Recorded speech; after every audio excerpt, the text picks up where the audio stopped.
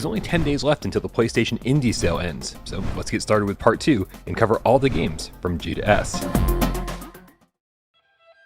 Ghost Giant is a super adorable and touching story about some of the harder parts of life. So while you'll be doing a lot of Lucasfilm style point and click puzzle solving, it'll probably be the awesome soundtrack and narrative you'll remember most about this one.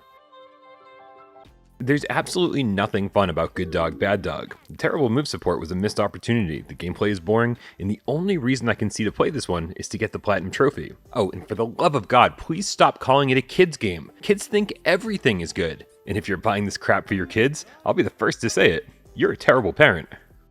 The puzzles in Gravitational are all built around the fact that your character you play as is in a wheelchair, and there are some big areas of the floor missing. So while the extremely easy puzzles are okay for the price, when a game is only 2 hours long, it should be exciting, or at least interesting for all 2 hours, which Gravitational never was. As the first PSVR game that allowed us to grab our aim controllers and play Team Deathmatch, Honor and Duty was a great budget title for the time.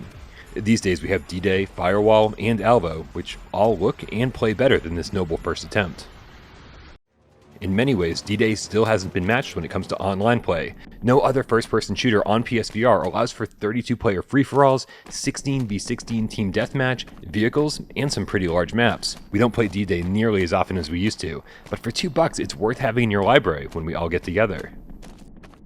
There's some fun to be had with D-Day's single-player campaign. The stealth parts were okay, but I don't know, I think the rest failed to impress. When it comes to horror, I'll play anything, and Horror Adventure VR starts off actually kind of promising. But soon you'll realize it's just a bunch of poorly implemented Unity assets, a lot of which are completely unaware of your presence. It's only 45 minutes long, and the last 35 of those were a total drag. Hotel R&R lets you live out the rock and roll fantasy of not playing on stage, but totally destroying hotel rooms. It starts off relatively tame, but the more you play, the more insane weapons you can unlock and use to cause massive amounts of destruction. There's not anything else like it on PSVR, and this is a great price. The Layers of Fear PSVR port is not good. The environments have been stripped down and the lighting is flat, and when it comes to horror games, crappy visuals are a great way to kill the tension fast. Luckily though, Layers of Fear VR isn't a total loss.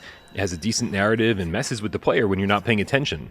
It's worth playing, but maybe for $6 or $7 instead of $12 or $13.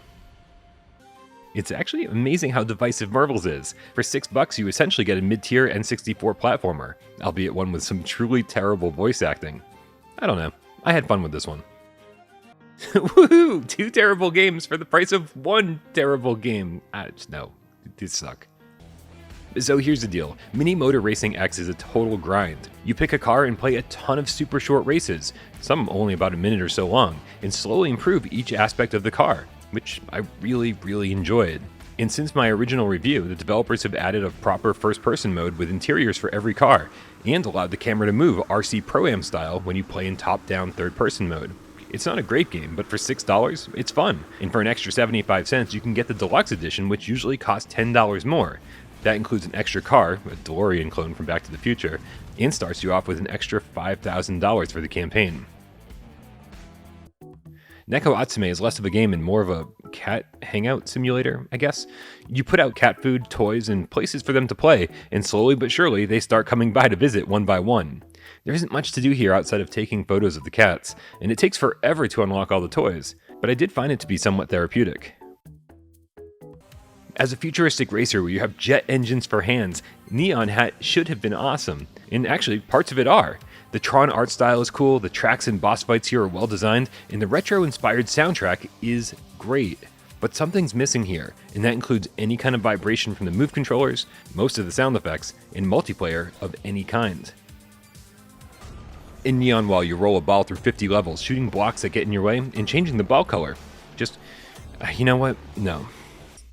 Never Out is an example of how not to port your game into VR. You're walking around inside a cube and you can walk up the walls, but the screen blacks out whenever you do this, killing any kind of immersion VR could have brought to the experience. The puzzles are good though, so it's probably worth it for $1. If you've ever played the original Operation Wolf, well then you know exactly what Operation Warcade is trying to do here. And actually the premise of Warcade is that you're standing at an arcade machine playing the game, but occasionally you get teleported into the game world for small spurts of time. If you're nostalgic for PlayStation 1 graphics like I am, I don't know, you might like it. The VR version of Berensia is pretty rough. The graphics are blurry and the world scaling is completely off, but beneath all that is a great RPG with classic grid-based dungeon crawling mechanics. It won't be for everyone, but in a world where most PSVR games are only a few hours long, paying $9 for a 20-hour adventure is a great deal. Paper Peace is one of those games that half the people who play it say, yeah, that was interesting, I guess, and the other half say, this is the best PSVR game I've ever played. Well, as it turns out, I fell into the former. Developer Eric Chahi, better known for Another World, From Dust, and Heart of Darkness, created a fascinating world here, but didn't quite nail the landing when it came to immersion and puzzle design. But if you're curious, this sale price makes it a pretty low-risk prospect.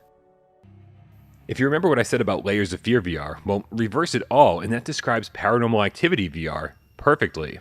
It has some of the most realistic environments on the platform, great lighting, and some extremely tense moments. Random scares and enemy encounters will keep you on your toes, and some of the scripted moments in the game are truly terrifying. Oh hey, perfect, it's a vacation sim where you can stand around and throw rocks into water. That's it. Don't buy this one. Pierhead Arcade desperately needs a multiplayer mode where 10 people can hang out in the same arcade, because it's pretty lonely in here as is. That aside, there's a ton of games to play, and the prizes you can win are almost as much fun as the games themselves. More recently known for Winds and Leaves, developer Trebuchet's first game might be better than their second. In Prison Boss VR, you're stuck in jail, but by collecting resources, you'll soon be able to craft 11 different items to help you survive and build a reputation. I like this one, but check out the free demo and see if it's for you. Probe is one of the weirdest educational games I've ever played. You walk around a fake game studio trying to help them meet a deadline or something, and you're occasionally thrown into mini-games where they try to teach you how lighting or game logic works, and it fails miserably. I didn't expect to care at all about putting together 3D jigsaw puzzles in VR, but I did. Throwing on the headset and sitting down to put together a 400-piece jigsaw puzzle for like 8 hours at a time is incredibly relaxing. And it doesn't hurt that the sound design here is on point, and everything looks super crisp.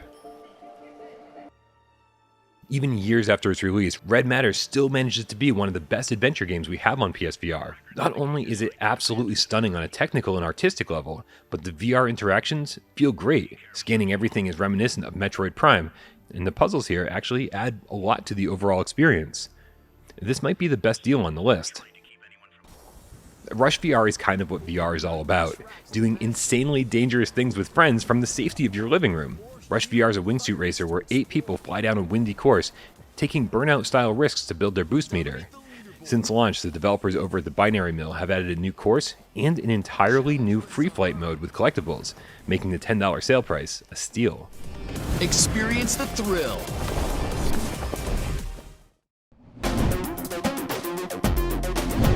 Alright, so that's 2 down and 1 to go. I'll do my absolute best to get the third video up on the channel before Gamescast tomorrow.